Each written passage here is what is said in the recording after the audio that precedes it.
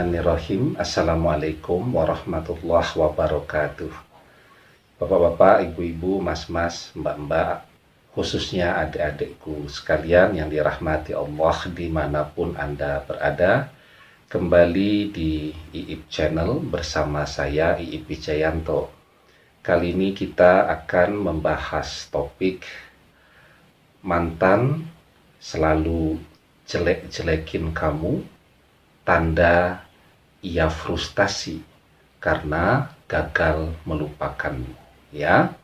Nah, jadi ketika orang berpisah, ya, maka banyak orang yang kemudian tidak sabar, ya, menjalani proses alamiah untuk bisa melupakan orang yang dia cintai, ya.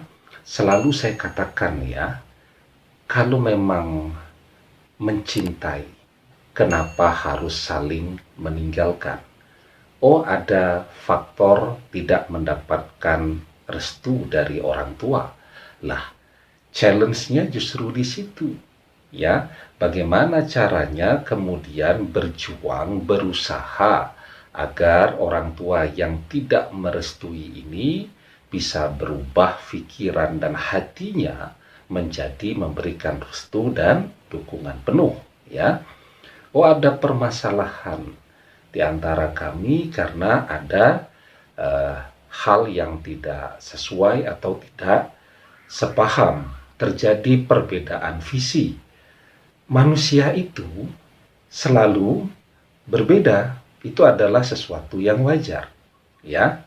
Jangankan antara dua anak manusia, yang satu lahir di kota A dari keluarga A, yang satu lahir di kota B dari keluarga B dengan latar belakang pemahaman, budaya, dan seterusnya yang berbeda. Wong anak kembar saja, ya, lahirnya cuman beda 5 menit, itu bisa memiliki sifat dan karakter yang berbeda.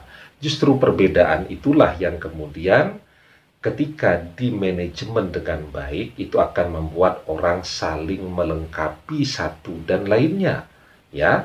Sementara kalau sama semua itu sebenarnya membuat perjalanan hidup menjadi agak membosankan, ya.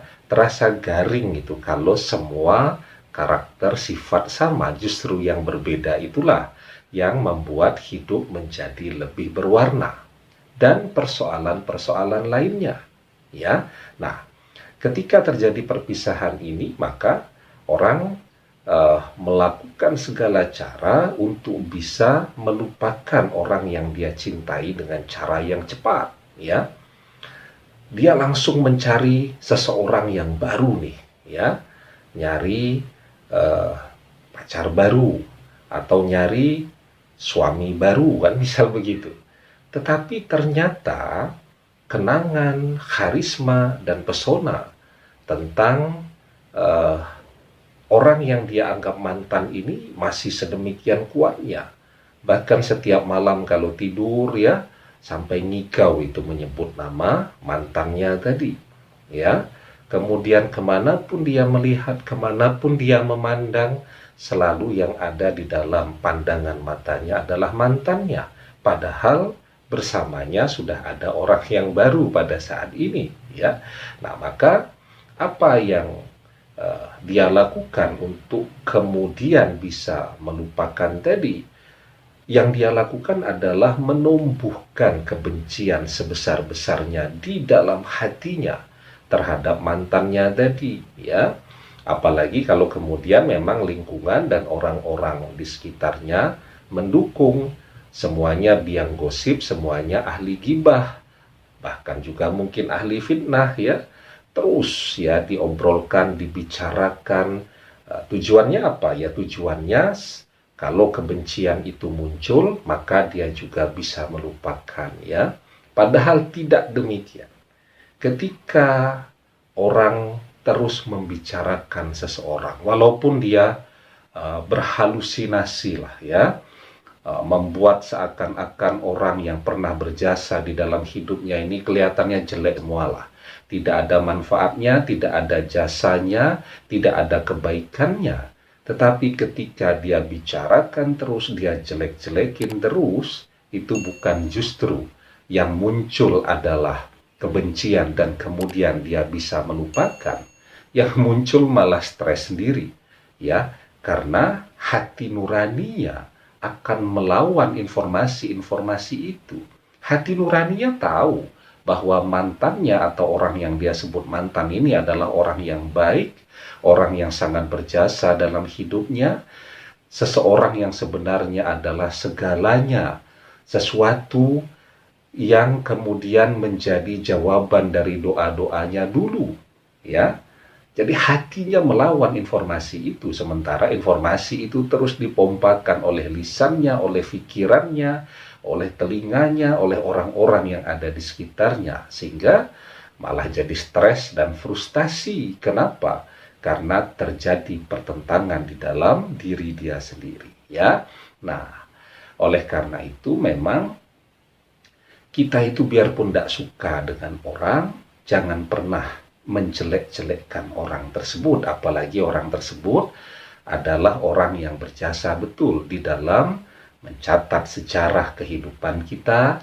Dia ikut menuliskan sejarah hidup kita, dan dia juga adalah faktor penentu yang menentukan arah hidup kita sampai hari ini. Sehingga apapun orang yang berjasa itu harus kita hargai, bukan justru sebaliknya kita jelek-jelekin ke kehidupan kita pada saat ini. Kenapa demikian? Karena menjelek-jelekkan itu adalah perbuatan dosa, ya.